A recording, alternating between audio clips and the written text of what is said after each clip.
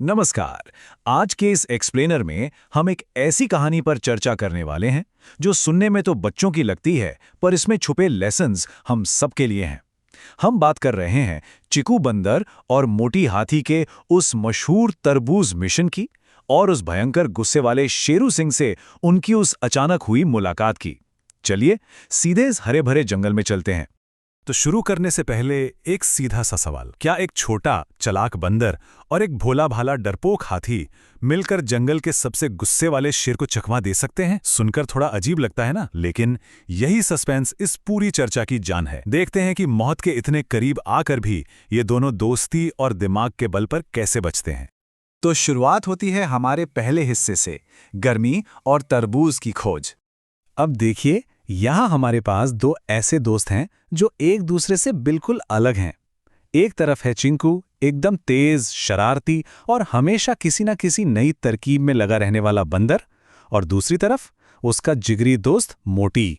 मोटी एकदम सीधा साधा भोला हाथी है जिसे छोटी छोटी बातों से भी डर लग जाता है। और सच कहूं तो यही कॉन्ट्रास्ट इनकी दोस्ती को इतना मजेदार बनाता है। तो होता क्या है कि जंगल में पड़ रही है भयंकर गर्मी। गर्मी से बेहाल चीकू पेड़ पर बैठा हाँप रहा था कि अचानक उसकी नज़र एक हरे भरे तरबूज के खेत पर पड़ती है। सोचिए, ऐसी गर्मी में तरबूज देखते ही किसके मुंह में पानी नहीं आएगा। पूरे उत्साह में आकर वो मोटी से कहता है, मोटी भाई, वो देखो सामने खेत में कितने बड़े और रसीले तरबूज हैं। अगर बस एक मिल जाए ना तो सच में मजा ही आ जाए। पर रुकिए, कहानी इतनी सीधी थोड़ी ना है। उस खेत के बाहर एक साफ चेतावनी लगी थी। वो कोई आम खेत नहीं था, बल्कि जंगल के सबसे खतरनाक गुस्से वाले शेर शेरू सिंह का खेत था। ये सुनते ही बेचारे मोती की हालत खराब। डर के मारे वो अपने सुंड हिलाता है और कहता है कि भाई, वहां जाना मतलब सीधा सीधा मौत को बुलावा देना है। और यहीं से शुरू होता है हमारा दूसरा हिस्सा, चीकू का मास्टर प्लान। अब चिकू तो चिकू है, उसने मोती को मना ही लिया। उसका प्लान बड़ा सिंपल पर रिस्की था। पहला स्टेप, चुपचाप दबे पांव चलना। दूसरा, बिना कोई आवाज किए खेत के अंदर घुसना। तीसरा, सबसे बड़ा, मीठा तरबूज तोड़ना। और आखिरी स्टेप, उस तरबूज को आराम से मोती की चौड़ी पीठ पर रख देना। और पता है, उन्होंने बिल्कुल यही किया।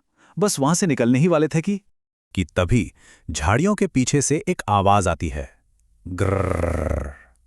एक ऐसी आवाज जिसे सुनकर पूरे जंगल में सन्नाटा छा जाए। जिसका मोती को डर था वही हुआ। शेरू सिंह ठीक उनके सामने खड़ा था। शेरू सिंह को इतने पास देखकर बेचारे मोती के तो होश ही उड़ गए।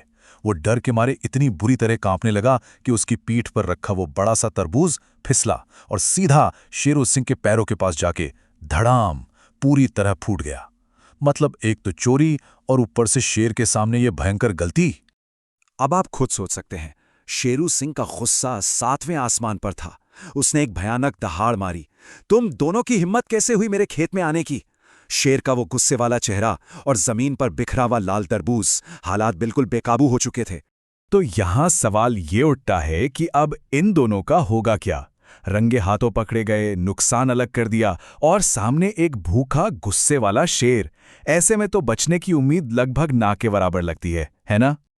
पर यही एंट्री होती है हमारे तीसरे हिस्से की, चीकू का तेज दिमाग।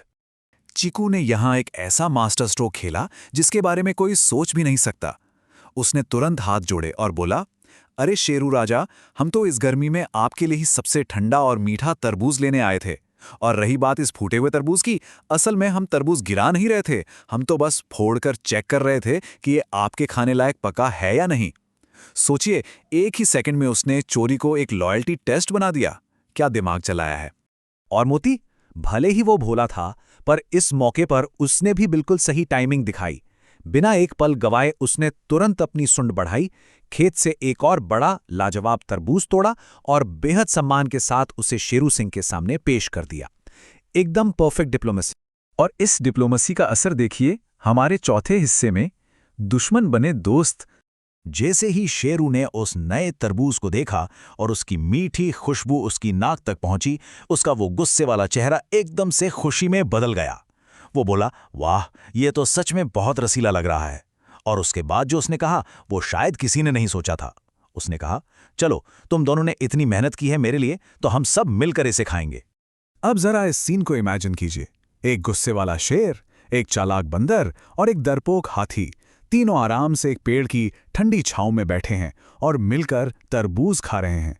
जो सिचुएशन एक मौत का खेल बन सकती थी, वो एक पार्टी में बदल गई। चीकू ने चुपके से मोटी को आंख मारी और मोटी सुकून के मारे बस अपनी सुंड हवा में लहराने लगा। आखिरी हिस्सा और शायद सबसे महत्वपूर्ण, कहानी की सीख। देखिए, इस पूरे इंसिडेंट से हमें दो बहुत कमाल की बातें सीखने को मिलती हैं। पहली तो ये कि मुसीबत चाहे कितनी भी बड़ी क्यों ना हो, भले ही सामने शेर ही क्यों ना खड़ा हो, अगर आप अपने दिमाग और हाजिर जवाबी का इस्तेमाल करें तो किसी भी हालत से रास्ता निकाला जा सकता है। और दूसरी ये कि मिलबांट कर खाने से और अच्छे व्यवहार से एक गुस्से वाला दुश्मन भी एक अच्छा दोस्त बन सकता है। इस एक्सप्लेनर को यहीं खत्म करते हुए मैं आपके लिए एक सवाल छोड़ जाता हूं। मुसीबत के वक्त क्या हमेशा दिमाग और दोस्ती से रास्ता निकलता है?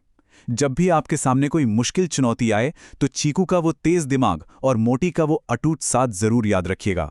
इस पर विचार कीजिए और मैं आपसे मिलूंगा ऐसी ही अगली रोचक चर्चा में।